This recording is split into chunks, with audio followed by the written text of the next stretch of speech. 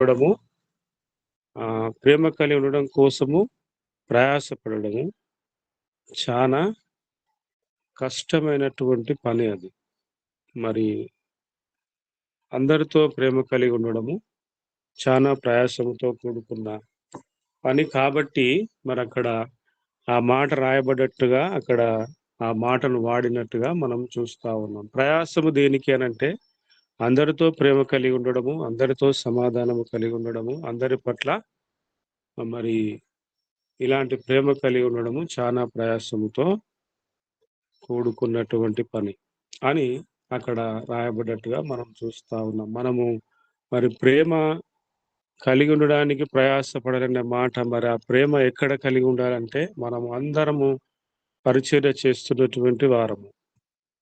కాబట్టి మరి మన కుటుంబంలోను, మరియు మన సంఘంలోను, మరియు మన సమాజంలోను అంతటా కూడా ఇట్టి ప్రేమను కనపరిచే వారముగా ఉండాలి. మరి అట్టి ప్రేమ కోసము ప్రయాసపడేటటువంటి వారముగా మనం ఉండాలని మరి ఈ వాక్యము ద్వారా మనకు అర్థమైతా ఉన్నది, తెలియపరచబడతా ఉన్నది. అదే విధంగా మరి ఇక్కడ 13వ అధ్యాయంలో గూడా చివరి లైన్‌లో గూడా మనకొక మాట కనిపిస్తా ఉంటది.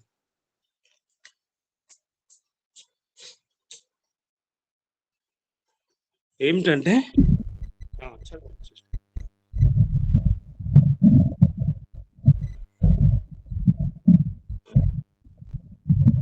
ఆ! ఈ ఈ యొక్క విశ్వాసము మనకున్నప్పటికిని, నిరీక్షణ మనకున్నప్పటికిని కూడా దాంట్లో ప్రాముఖ్యమైనటువంటి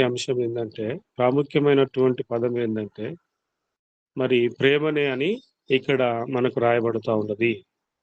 మరి ప్రాముఖ్యముగా మరి సేవకులమైనటువంటి మనము ఎన్నో మర్మాలను మనము తెలుసుకొని ఉంటున్నాం. ఎన్నో ప్రదేశాలు మనము తిరిగి ఉంటున్నాం. ఎన్నో మరి వాక్యాలను బోధించి ఉంటున్నాం, విని ఉంటున్నాం.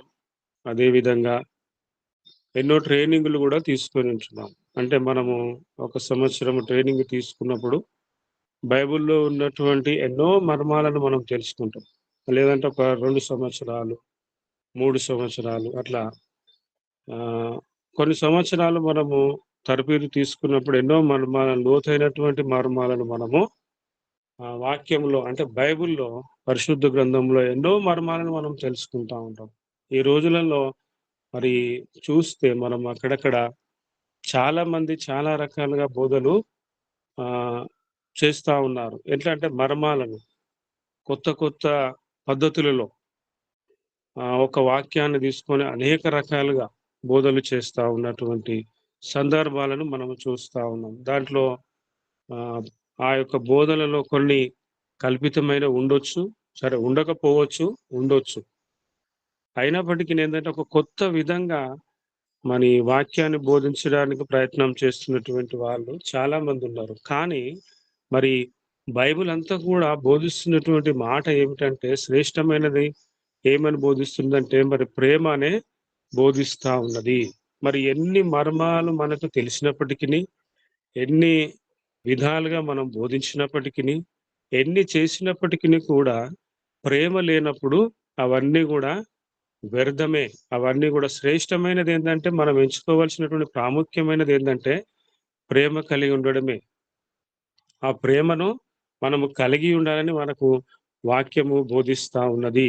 మరి చాలామంది ఈ యొక్క ప్రేమను అనే విషయాన్ని మరచిపోయి అంటే దాన్ని ఎక్కువగా ఆలోచన చేయకుండానే ఎక్కువ విషయాలేందంటే బైబిల్‌లో ఉన్నటువంటి విషయాలను సేవకులమైనటువంటి మనము, పరిచర్య చేస్తున్నటువంటి మనము, సువార్త చేస్తున్నటువంటి మనము, ఇటు విషయాన్ని మనం మర్చిపోయి ఏం చేస్తా ఉంటామంటే, ఎక్కువ శాతము బైబిల్‌లో ఉన్నటువంటి మర్మాలను వెలికి తీయడానికి అంటే ఆ వాటి కోసం వెతకడానికి మనం ప్రయత్నం చేస్తా ఉంటాం. మన సంఘంలో ప్రేమ ఉన్నదా? ప్రాముఖ్యముగా.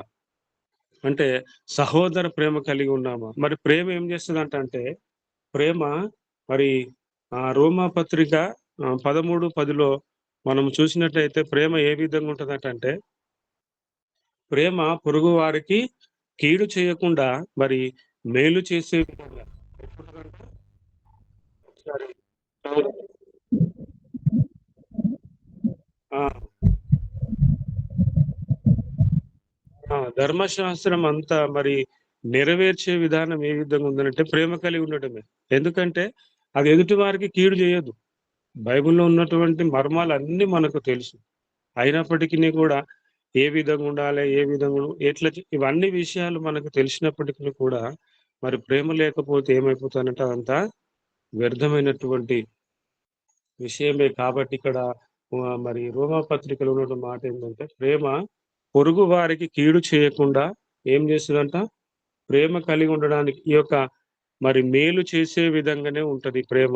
మరి మేలు చేసే విధంగా ఉండడమే ధర్మశాస్త్రం నెరవేర్చడమే అని అంటా ఉన్నది. ఈ యొక్క వాక్యంలో. మనం ప్రేమ కలిగి ఉండమంటే ఈ యొక్క బైబిల్ అంతా గూడా మనకు అవగాహన ఉన్నట్టు. అంటే బైబిల్‌లో ప్రతిదీ కూడా ధర్మశాస్త్రంలో, పరిశుద్ధ గ్రంథంలో మనము ప్రతి ఒక్క అంశంను గూడా మనం నెరవేర్చినట్టే అని అంటే ధర్మశాస్త్రం నెరవేర్చుటే అని వాక్యంలో ఉన్నది. వీలైతే మనం ఎదుటి వారికి ఏం జేయాలంటే సహాయం చేసే విధంగా, ప్రేమించే విధంగా మనం ఉండాలి. లేదంటే ఒకవేళ సహాయం చేసే స్తోమతలో లేకుంటే సహాయము చేయకున్నా పర్వాలేదు. కానీ మన వల్ల ఎదుటి వారికి చెడు జరిగే విధంగా ఉండకూడదు. మన బోధల వల్లనే గావచ్చు, మన ప్రవర్తన వల్లనే కావచ్చు, మన మాటల వల్లనే కావచ్చు, మనం ఏ విధంగానైనా కావచ్చు. మన సంఘంలో గావచ్చు, కుటుంబంలో గావచ్చు, సమాజంలో కావచ్చు, ఎక్కడైనా గావచ్చు. మనం పరిచర్య చేస్తున్న విధానంలో ఈ రోజులలో చాలా మరి ప్రాంతాలలో చూస్తే ఏమైతా ఉన్నదంటే పరిచర్య చేసే వారి వల్లనే ఆటంకాలు ఎక్కువగా జరుగుతా ఉన్నవి. సరే అవన్నీ విషయాలను మనము పక్కన పెట్టినప్పటికిని, ఒక విషయాన్నేందంటే మనము అన్నీ తెలుసు అనేటటువంటి అంటే బైబిల్‌లో ఉన్నటువంటి మర్మాలు మనకన్నీ తెలుసు అనే అవగాహనలో మనముంటాం. ఒక ఉదాహరణకు ఒక ప్రయాణికుడు అంటే వెహికల్ అంటే ఆహ్, కారు నడిపేటటువంటి ఒక వ్యక్తి ఆయనకు డ్రైవింగ్ పర్ఫెక్ట్‌గా వచ్చు. తను ప్రయాణంలో వెళ్తా ఉన్నాడు. కారు నడుపుకుంటూ వెళ్తా ఉన్నాడు. ఆ కారు నడుపుకుంటూ వెళ్తున్నప్పుడు ఆ యొక్క మార్గంలో వెహికలు టైరు పంక్చర్ అయింది. టైర్ పంక్చర్ అయినప్పుడు తను ఆ వెహికల్ ఒక చోట ఆపి దిగి తనకు టైర్ పంక్చర్ అయింది కాబట్టి తన వెహికల్‌కి ఉన్నటువంటి టైర్‌ని ఏం చేసిండంటే వీల్స్‌ని ఏం చేసిండంటే అది ఇప్పి వేరేది బిగించడం కోసము తనకొచ్చు పని కాబట్టి ఆ యొక్క ఆ వీల్‌ను తీసి త్వరగా ఆ నట్లన్నీ విప్పేసి దాన్ని తీసేసి మరి వేరే స్టెప్‌ని ఉంటే దానికి బిగించడానికి ప్రయత్నం చేస్తా ఉన్నాడు. ఆ విధంగానే అదే పనిలో తను నట్లు అన్ని తీసివేసి ఆహ్, కొత్తది స్టెప్‌ని దానికి బిగించి నట్లను మళ్ళీ బిగించడం కోసము చూస్తున్నప్పుడు తను విప్పినప్పుడు ఆ యొక్క తొందరలో ఆ నట్లను ఎక్కడనో పడేసుకొని మళ్ళీ బిగించడానికి ఏం చేస్తా ఉన్నాడంటే కొత్త స్టెప్‌ని బిగించడానికి ప్రయత్నం చేస్తున్నప్పుడు ఆ నట్లు అక్కడెక్కడో పడిపోవడం వల్ల అవి సరిగ్గా కనబడనటువంటి పరిస్థితిలో ఉంటాడు. ఉన్నప్పుడు మరి తనేం జేయాలనో అర్థం కానటువంటి పరిస్థితిలో అక్కడ ఆ యొక్క వాటినన్నిటిని వెతుకుతా ఉంటాడు. తనకు డ్రైవింగొచ్చు, తను మార్చడమొచ్చు, అవన్నీ చేయగలిగినటువంటి పనివాడే కానీ, ఆ యొక్క కన్‌ఫ్యూజ్‌లో తను విప్పినప్పుడు ఎక్కడనో అవి పడిపోయినట్టుగా అక్కడ వెతుకుతా ఉన్నాడు. కానీ అక్కడ దొరకట్లేదవి. దొరకకున్నప్పుడు అక్కడి నుండి మరి నడుచుకుంటూ వెళ్తున్నటువంటి ఒకరిద్దరు దాన్ని చూసి చూడనట్టుగానే వెళ్ళిపోతారు. కానీ ఒక వ్యక్తి తన దగ్గరకొచ్చి తన పరిస్థితి గురించి అడిగి తెలుసుకొని, "అయ్యా ఏమైంది?" అని అడిగినప్పుడు, "అయ్యా మరి పరిస్థితి ఇది. మరి నా టైరు నా యొక్క పంక్చర్ అయింది. Car tyre. మరి పంక్చర్ అయినప్పుడు నేను ఈ విధంగా తీసి మరి వేరే స్టెప్‌ని దానికి బిగించినప్పుడు దానికున్నటువంటి నట్లు ఆ తొందరలో ఎక్కడనో పడిపోయినవి మట్టిలో. మరెక్కడనో పడిపోయినాయి అవి దొరకట్లేదు" అని తనకు సమాధానం ఇచ్చినప్పుడు, తనొక సలహా ఏం జెప్తాడంటే, నాకెటు అర్థం గానటువంటి పరిస్థితిలో నేనున్నాను. మరిక్కడ ఏమైనా దగ్గరలో ఏదైనా మరి షాప్ ఉన్నదా? లేకుంటే పంక్చర్ చేసేటటువంటి ఏదైనా షాప్ ఉన్నదని అడిగినప్పుడు చాలా దూరం ఉన్నది. కానీ మరి నేనొక చిన్న సలహా ఇస్తా అని తనకు సలహా ఇస్తాడు. ఏమని సలహా ఇస్తాడంటే, మరి నువ్వు ఈ 3 టైర్లున్నాయి గదా! 3 వీల్స్ ఉన్నాయి గదా! ఆ వీల్స్‌లో నుంచి ఒక్కొక్క నట్ బోల్టులు తీసి దీనికి బిగించుకొని కొద్ది దూరం వెళ్తే, అక్కడ వెళ్ళిన తర్వాత అక్కడ షాపుంటది. అక్కడ నీవు కొత్తయి తీసుకొని బిగించుకొని వెళ్ళొచ్చు అని తనకు ఆయన సలహా ఇస్తాడు. ఆ సలహా ఇచ్చినటువంటి సలహాను తీసుకొని, ఆ 3 వీల్స్‌లో ఉన్నటువంటి ఒక్కొక్క నట్ బోల్ట్‌ని తీసుకొని తనేం చేస్తాడంటే దీనికి ఈ స్టెప్నీకి పంక్చర్ అయినటువంటి దానికి మరి బిగించుకొని కొద్ది దూరము మెల్లగా ప్రయాణం చేసుకుంటూ వెళ్ళి, అక్కడికి వెళ్ళిన తర్వాత కొత్త నట్ బోల్ట్‌ని తీసుకొని బిగించుకొని వెళ్తాడు. ఆ యొక్క ప్రయాణం చేస్తున్నటువంటి దీన్ని బట్టి మనకు చిన్నగా అర్థమయ్యేటటువంటి విషయం ఏందనంటే, తనకు డ్రైవింగ్ వచ్చినప్పటికిని, తనకు ఆ యొక్క పంక్చర్ అయినటువంటి టైరు విప్పి మరి కొత్తది ఫిట్ జేయడానికి తెలిసినప్పటికిని, కొంత తొందరలో ఆ యొక్క నట్ బోల్ట్ ఎక్కడనో పడేసుకోవడం వలన, మరి దొరకకపోయినప్పటికిని, మరి వేరే వ్యక్తి సలహా ద్వారా, మరి ఆ యొక్క ఆలోచన ద్వారా తను ముందుకు వెళ్ళినట్టుగా మనకక్కడ కనిపిస్తా ఉంటది. అదే విధంగా మనము వాక్యంలో ఉన్నటువంటి మర్మాలన్నీ తెలిసినప్పటికిని, మనకన్ని విషయాలలో అవగాహన కలిగి ఉన్నప్పటికిని, మనం ఏది చేసినప్పటికిని కూడా, మనకు ఏదో ఒక విషయంలో మనం ఏం జేస్తా ఉంటామంటే, మరి ఆగిపోతా ఉంటాం. మరి అదే ఈ ప్రేమ అనే విషయంలో మనం ఏం జేస్తా ఉంటామంటే, ఈ ప్రేమ అనే విషయంలో మనం ఇది రోజువారీ జీవితం. ఉదయకాలంలో లేచి, సాయంకాలం వరకు గూడా ఇది మనము ఎదుటివారి పట్ల చూపించేటటువంటి విషయం ఇది. ఏందనంటే సంఘములో, సమాజంలో, ప్రక్కవారితో, ఇంటివారితో ఇవన్నీ ప్రతినిత్యము, ప్రతిరోజు జరగవలసినటువంటి విషయం. అందరితో కలిసి ప్రేమగా ఉండవలసినటువంటి విషయం కాబట్టి, మరి ఈ విషయంలో మనము ప్రాముఖ్యంగా ఏందంటే అక్కడ ఆగిపోయేటటువంటి వారముగా ఉంటాము కాబట్టి, ప్రేమ కలిగి ఉండడానికి ప్రయాసపడండి అని మరి పౌలు గారు బోధించినట్టుగా ఆయనేమంటా ఉన్నాడంటే, నేను క్రీస్తుని పోలి నడుచుకున్నా అంటాడు 11వ అధ్యాయంలో. ఏమనంటాడు? నేను క్రీస్తుని పోలి నడుచుకున్నా. మీరు నన్ను పోలి నడుచుకోండి అని తను చాలా మరి ఏందంటే ధైర్యముతో ఆ మాట మాట్లాడుతా ఉన్నాడు. మరి క్రీస్తుని పోలి నడుచుకున్నంటే మరి దేవుడు ఏ విధంగున్నాడు? ఆయన దేవుడిని పోలి నడుచుకున్నాడు. ఆయన మరి దేవుడు ఏ విధంగా ఉన్నాడు అనంటే, ఆయన గూడా మన పట్ల ప్రేమ కలిగి ఈ లోకానికొచ్చినట్టుగానే. అంటే నిన్ను, నన్ను, మనందరిని ప్రేమించి, మన మీద ప్రేమ ఉన్నది గాబట్టే, మనల్ని ప్రేమించింది గాబట్టే, ఆయన ఈ లోకానికొచ్చినట్టుగా మనము చూస్తా ఉన్నాం. అసలు ఈ ప్రేమంటే ఏమిటి మరి? మనము ప్రేమ అని మాట్లాడుతా ఉన్నాం గానీ, మరి ప్రేమంటే ఏంటిదంటే, గలతీలకు రాసిన పత్రికలో 5వ అధ్యాయము 14వ వచనంలో ఉంటది. ఒకసారి చదువుదామా?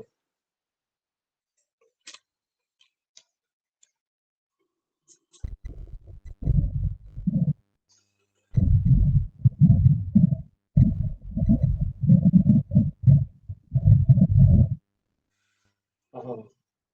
ఏంటిదంట?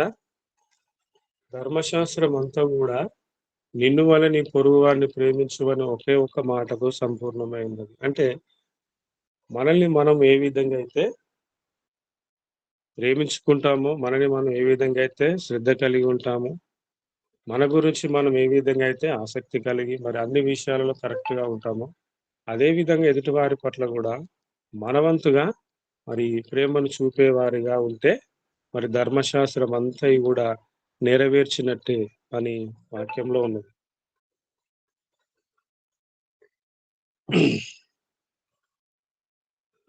ఈ గలతీయులకు రాస్తున్నటువంటి పౌలు గారు గూడా అదే మాట మరి ఒక దగ్గర ప్రత్యక్షంగా నేను జూసినటువంటి విషయం ఏందంటే, మా యొక్క ప్రాంతంలోనే యాదగిరిగుట్ట ప్రాంతంలోనే ఒక పాస్టర్ గారు నాతోని చెప్పినటువంటి మాటేందంటే, ఒక 2 రోజులు, 3 రోజుల మీటింగ్ జరుగుతా ఉన్నది.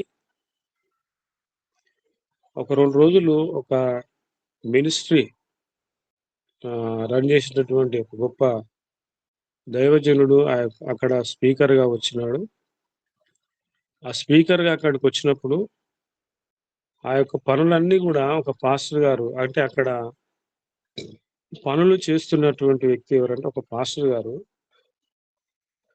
ఆ యొక్క మీటింగ్ కోసము చానా ప్రయాస పడతా ఉన్నాడు. వాటర్ తెచ్చే విషయంలో, అన్నీ అరేంజ్ చేసే విషయంలో ఆయన చాలా పనులు చేస్తా ఉన్నాడంట. అది ప్రత్యక్షంగా చెప్పినటువంటి మాట. ఈ విషయాన్ని ఎవరు గమనించారంటే వచ్చినటువంటి స్పీకర్ గమనించింది.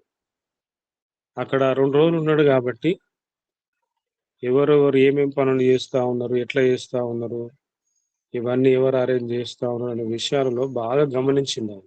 గమనించినప్పుడు ఈ యొక్క పాస్టర్ గారు కనిపిచ్చిండు. ఈయన అన్ని విషయాలలో సమకూర్చే విషయంలో చానా ప్రయాస పడతా ఉన్నాడు. చానా ప్రయాస పడతా ఉన్నాడు. అన్ని పనులు జేస్తా ఉన్నాడు. చేపిస్తా ఉన్నాడు. అన్ని విషయాలు అక్కడికి, ఇక్కడికి తిరుగుతా ఉన్నాడు. పరిగెత్తుతా ఉన్నాడు. పనులన్నీ చేస్తూ అన్నీ సమకూరుస్తా ఉన్నాడు. మీటింగ్స్ మంచిగా జరగడం కోసం ప్రయాసపడ్డాడు. అయితే ఆ మీటింగ్ చివర్లో ఆ స్పీకరు వచ్చినటువంటి దైవజనుడు ఏం జేసిండంటే ఆయనను మీటింగ్ అయిపోయిన తర్వాత చివరిగా ఆయనను పేరు పెట్టి పిలిచి, "నేను 2 రోజుల నుంచి ఇక్కడ ఉంటున్నా. నేను నిన్ను చూస్తా ఉన్నా. నువ్వు చానా ప్రయాస పడతా ఉన్నావు. ఈ మీటింగ్ సక్సెస్ కావడం కోసం. నువ్వు చానా ప్రయాస పడుతున్నావు గాబట్టి, నేను నిన్ను అభినందిస్తూ